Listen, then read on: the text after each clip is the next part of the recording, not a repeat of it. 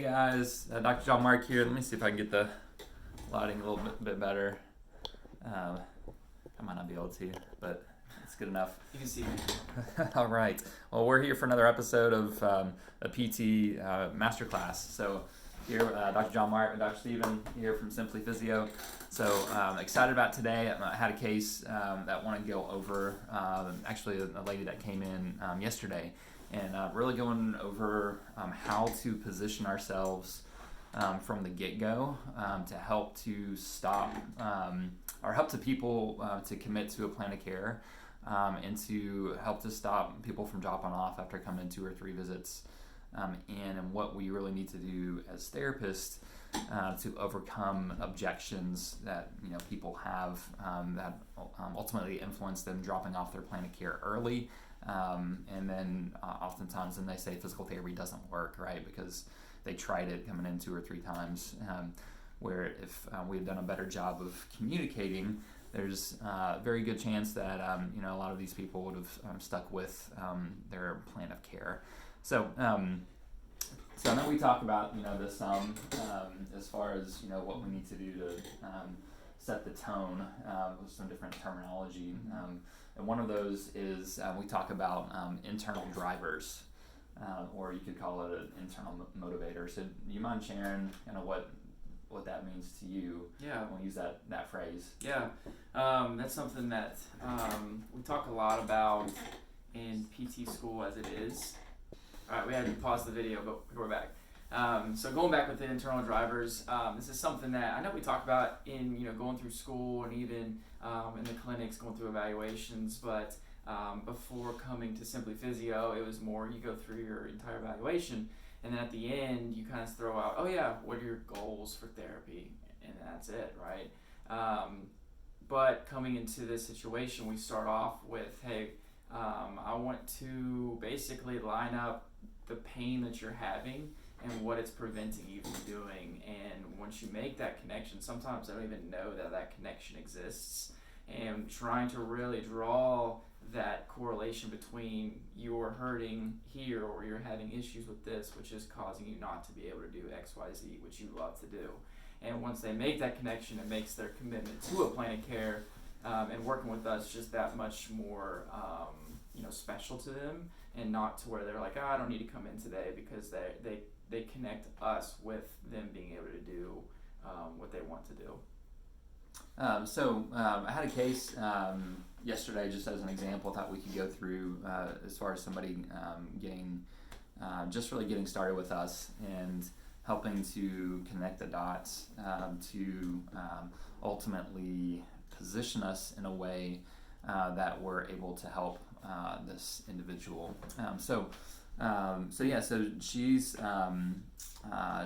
individual. She in her probably mid-50s. She's not one that exercises. So she works a desk job and is not very active. But she came in for we have a what we call a discovery visit or a consultation yesterday, and so I knew that she from some notes I had that she had some sort of headaches or neck pain and or back pain. So I didn't know a whole lot. And so she came in to the clinic, and I asked her a few questions. Ultimately want to get to an understanding of what's going on. And so she expresses to me that she has some low back. She said that she has some occasional migraines, kind of headaches, but it's not that frequent. They've been coming on like once a month type of thing. And then she also mentions that she has some low back soreness if she is standing or walking for a long time. So yeah, and that's her exact wording was low back soreness of when she's up for a long period of time. So kind of with that start off, Dr. Stephen, kind of tell me what your maybe initial thoughts are of that type of description of an issue. Yeah. My first thoughts are that and it could be just because you're relaying the information. A lot of this kind of just seems superficial almost, like I can't stand for a long time, and that's not really directly connected to something. It's just vaguely, I can't stand for a long time, or I have headaches. I've personally, whenever I have someone who's not consistently engaging in exercise, it can be hard to draw out those things that they love to do, because it's like, I take care of my kids, I go to work, and I come home, and I have pain, right? Right. So it's really kind of hard to draw those connections. And another thing about her, I didn't mention too, but she mentioned, is that her back issues are chronic in nature. Mm-hmm. Like, it's been going on a long time. Mm-hmm. And so it's nothing really new either. So, but yeah, and their thoughts there, maybe things that are going on in your mind of like, I need to like dig in deeper here and understand more than what her initial report was. Yeah, really, I mean, from where I would go from here would be the classic Dr. John Mark, tell me more kind of thing, where just let her almost come to just be talking it out loud and almost uncover in front of you, like, this is really how it's affecting my life, that kind of thing, and kind of let her explore that a little bit. Yeah. So, and a few of the thoughts that I had, one is the way she expressed it seemed very minimal, like her symptoms, right? Because she didn't even use the word pain. She said low back soreness. And then, she was talking about, these migraines that happen like once, I think she said once a month, so pretty infrequent.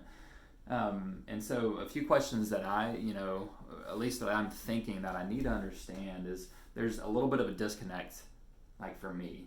So why is this individual, she's been doing this for, like, what drove her to come into our clinic, right?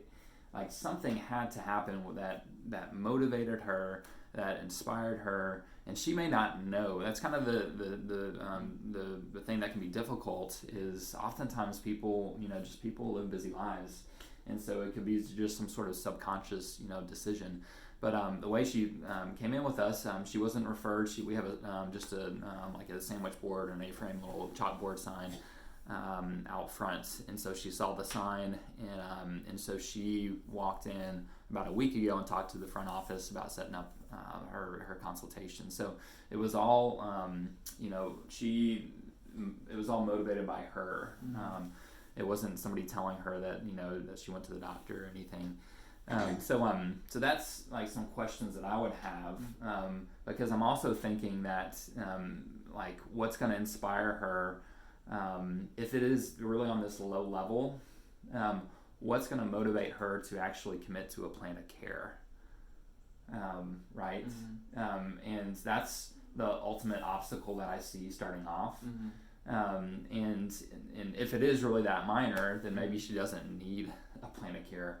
But if that was the case, then why am I speaking to her face to face?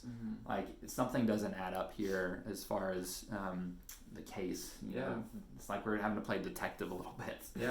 If it doesn't add up, of why are we sitting here face to face and you're taking your time already, which is of value to find out a solution if it is that mild.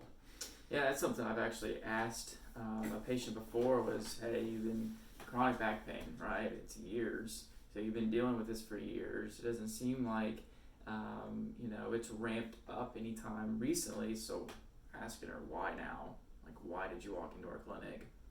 Because like you said, I think you summed it up perfectly. They might not know why. And so it's almost like you guys are brainstorming together to maybe even uncover that reason that she just hasn't really thought of. Because there's a reason that she just walked in. Sure. And so that's what we have to try to pull out, is that what we call that internal driver, internal motivator. At this point in the conversation, I'm still clueless as far as what drove her to come in. Because if I can capture that and understand that, then I can have a better understanding of what value us solving the problem would actually provide for her. And that she would understand it too, so that she can, make a decision on if this is going to be worth her, time, money, commitment, effort, finances. So that was kind of the initial understanding. Another question that I'll ask starting off is what with our time that we have here together, what outcome are you looking for? Like, what can I provide for you? Like, what question can I do you want to have answered? I believe she said something about I just was understanding how you work and how you might help me with my back soreness, type thing. So yeah, any other thoughts or questions on where you would go from here as far as really trying to pull out that internal driver? Something I like to do is kind of again draw like that difference between this is your life now.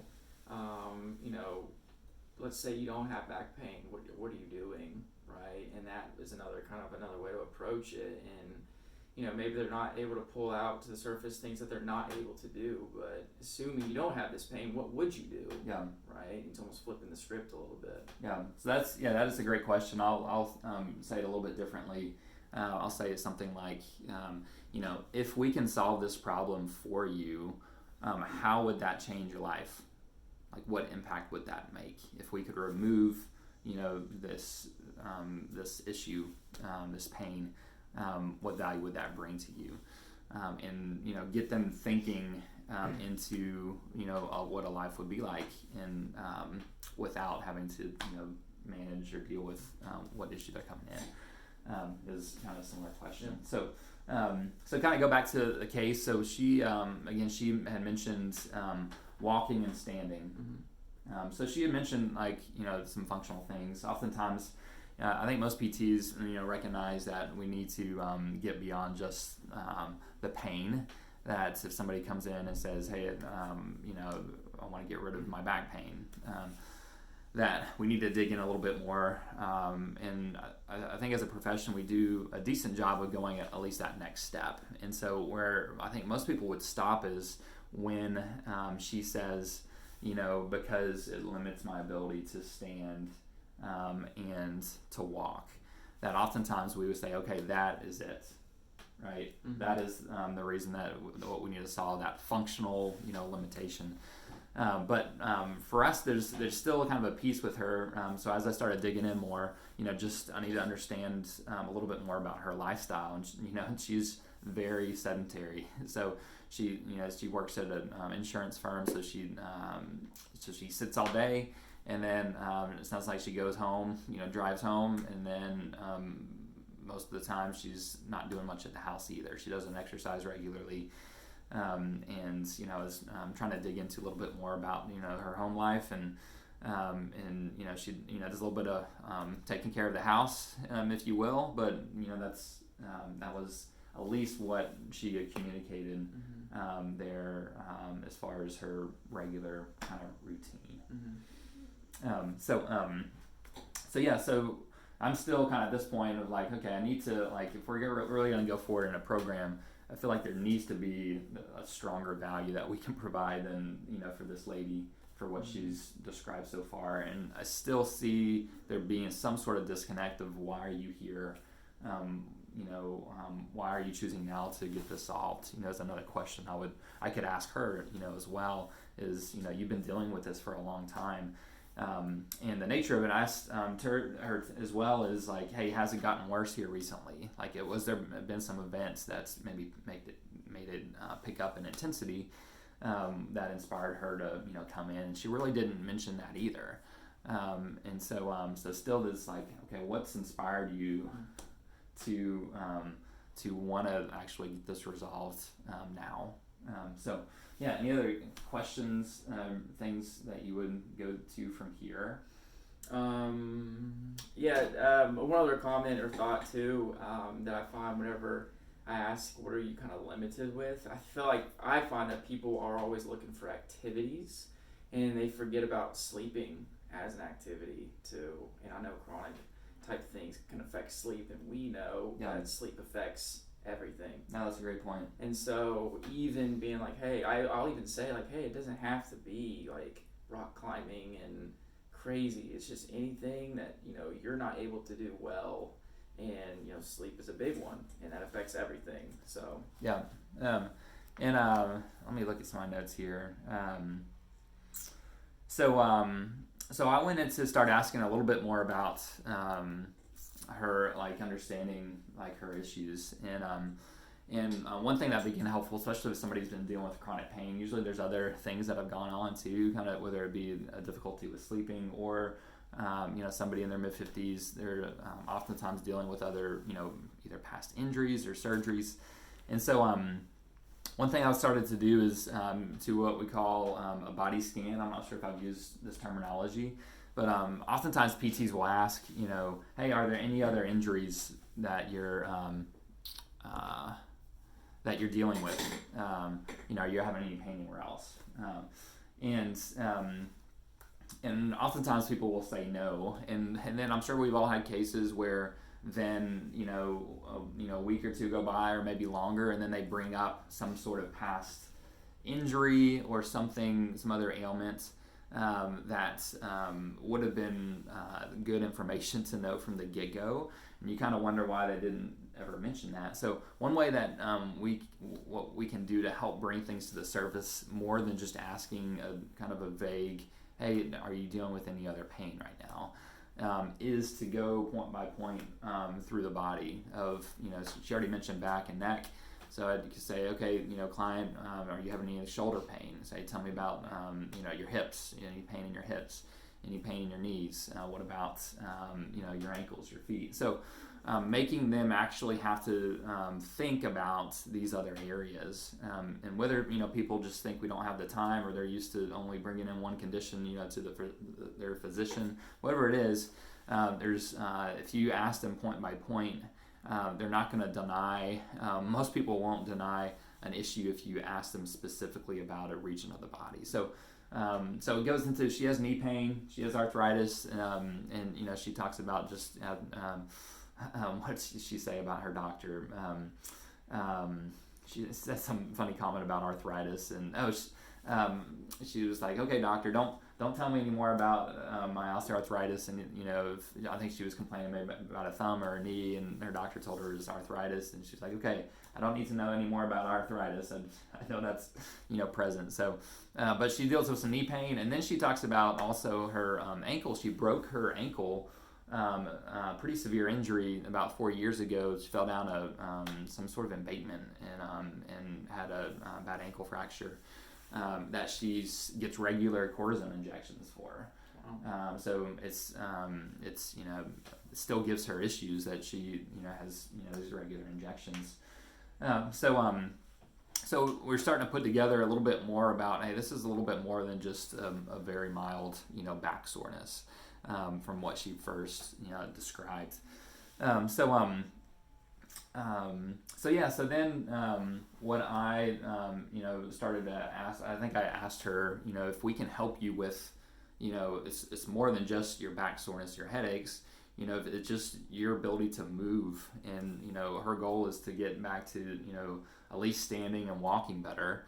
And so I was able to bring up the points that it's, even though you haven't mentioned your ankle, there's probably some intervention that needs to go on there at your ankle to help improve your back. Because walking and standing, as we all know, is involves the foot and ankle. So we helped connect those dots, and then also I asked her the question of if we could solve this for you. If imagine what it would be like if you didn't have to deal with these things. If we could take this away, what would your life look like then? And she mentioned to me that she would be able to do something like going up to Cades Cove and to enjoy walking around Cades Cove. And then she also at that point mentioned that she has a dog, and that she could get out and start walking her dog. And so at this point, I'm starting to rarely recognize like some value that we could provide. When we can tie walking and standing to an activity that is relational, that is emotional, such as, a lot of people, their pets, are, their life. And even though she's an individual that doesn't exercise, what type of impact that we can make if she could get out and just walk her dog regularly, enjoy that. And to have at least even the capacity to get out and enjoy exploring. So once I heard that, I knew that we had some value that we could add to her. And that's what I need to be speaking to her on her next visit, is like, this program is designed to give you the capacity so that if you wanted to go up to Cades Cove and walk around and explore, that you have the confidence that you can do it. That when you get home from work and you want to be able to go for a walk with your dog, that you have the ability and the body to be able to handle that. And then the last thing that we do is want to summarize. So if I can summarize kind of the points, the main points, and tie it back to those emotional drivers, or that internal driver, and then share a story. And one thing that we'll do is the next is share a story of somebody that's similar, that you've helped, that's been similar to her. So I shared a story about a client who was having knee pain, and she had a trip coming up where they were going up to a national park up in Maine, up to Acadia. And her and her husband had been traveling, with COVID for the past year and a half, and so she was really looking forward to this trip. And what inspired her to come in is that she was having knee pain, and she was having difficulty walking across the room, getting up and down stairs, and she didn't want to be a burden. She didn't want to have to slow down to feel like she was making her husband or any other people that they were on the trip with accommodate her, and that type of impact that we were able to provide for her. And I shared that the patient, she came back from her trip and she was able to do all the excursions. She was able to go on the hikes, and her knee did great. And she was beaming because again, she enjoyed her trip, and she also was not the limiting factor for other people enjoying their trip either. And then the patient that I had in front of me, she was like, yes. She connected with the story, and she said, yes, that's why, I'm like, that's the same for me. I don't want that, that scenario, for me to have to slow down other people or stop other people from doing things too. So those are, things that you want to consider if you're able to, find and really focus on finding those key emotional internal drivers when you start a plan of care.